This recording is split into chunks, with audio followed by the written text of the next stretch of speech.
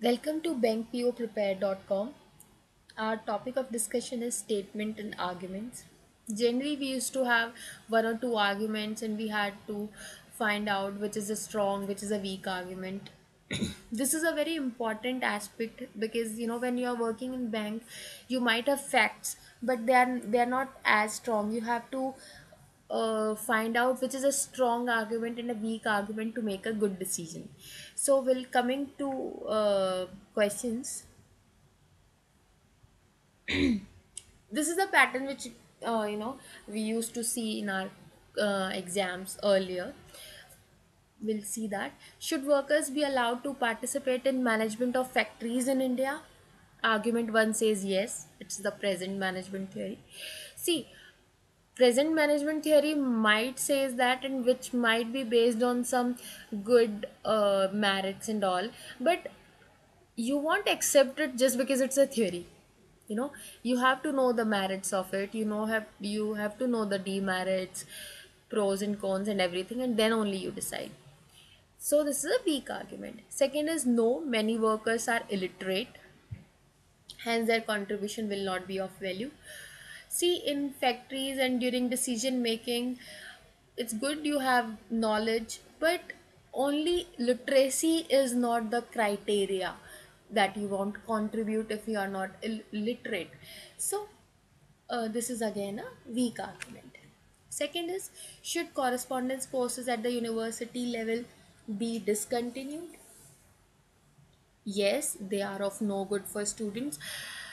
uh, See, just passing a vague statement they are of no good use makes it a very weak argument, because there are correspondence courses and they are very popular among students, so they are useful also.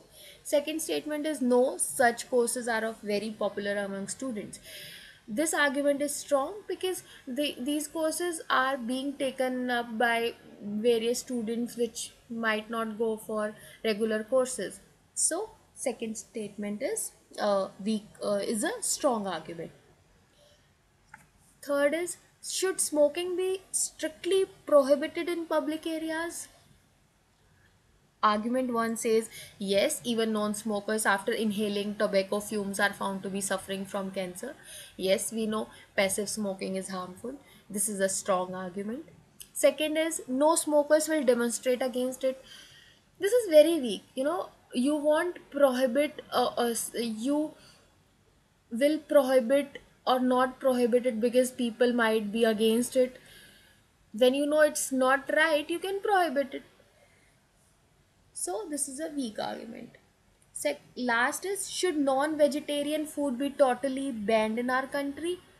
Yes, it is expensive and therefore it is beyond the means of most people in our country. This is right, this is expensive, but at the same time, it can't be banned because most of the people may not afford it, makes it a very weak argument. Second is, no, nothing should be banned in a democratic country like ours. Again, this is very weak when you know something is harmful. See, if you say that smoking should be prohibited in public areas, when you know demerit of it, you can ban it. But for non-vegetarian food, there is nothing like that. So this is also a weak argument. Both the arguments are weak here. Coming to next question. In August 1980, according to a New York Times CBS New poll, 36% of the voters called themselves Republican or said they were independent, leaning towards being Republican. In November 1984, the Republican figure rose to 47%. Okay, 36% it was in 1980 and 47% 1984. But in the latest Time CBS survey, the Republican were down to 38%. Therefore, the Democrats are likely to win the next election. Now, this is something they are talking about a trend that in 1980 36% Republican, 1984 47%, now again 38%. So, which of the following, if true, would most seriously weaken the above conclusion? See, you have to be very careful because this is the pattern of questions which is now asked. where you are given a passage and you are asked a question regarding this. Conclusion कह रहा है कि Democrat will win. So which will weaken this conclusion? Let's see the options. Republicans were a minority in 1984, but a Republican president was elected. This is, a good argument that in 1984, 47% were Republicans, still the president was elected. Next is people tend to switch their votes at the last minute. See, this can be in favor of Republicans or in the favor of Democrats. This is equal for both of them. So this is a weak argument. People vote for the best candidate, not for a political party. This is again very dicey. It can be for both of them. No one can predict how people will vote. Again, how people will vote, nobody will predict. It's the same for both Democrats and Republican.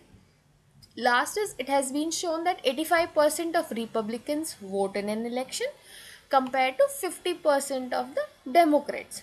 Now, if you see the percentage, that 85% of 38%, it comes out to be 32%.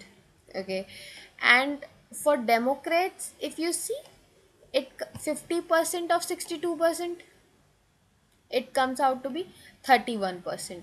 So this stat is completely in favor of Democrat people.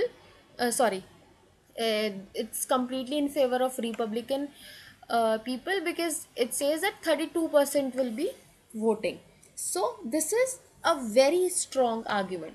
See here, if you see, A is also a strong argument, but as compared to E, which is definitely talking about statistics, and they are in favor of Republicans, so this is a very strong argument. Our answer would be E. Coming to the next question. For our nation to compete successfully in the high technology enterprises of the future, workers with skills in maths and science will be needed. But it is doubtful that they will be available, since there is a shortage of high school maths and science teachers that shows no signs of improving. ठीक है, industry can help alleviate this problem by funding scholarship grants and aid to college students who graduate in maths and science with the hope of pursuing teaching careers. See, ये कुछ ऐसा कि nation को skillful people चाहिए maths और science में, but we have a shortage.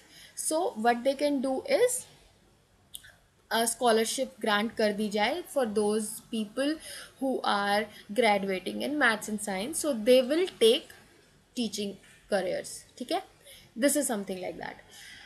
अब question पूछ रहा है which would most probably prevent the proposed plan from achieving its intended effect. See, हमारा effect है कि maths और science people, skilled people को बढ़ाना as teachers career वाला. ठीक है, तो अब ऐसा कौन सा इनमें से ऑप्शन होगा जो इसको इफेक्ट ही ना आने दे, ये इफेक्ट ना हो पाए कि हमारे मैथ्स और साइंस स्किलफुल पीपल ना हो बढ़े. After graduation from college, most maths and science graduates opt for jobs in industries rather than teaching.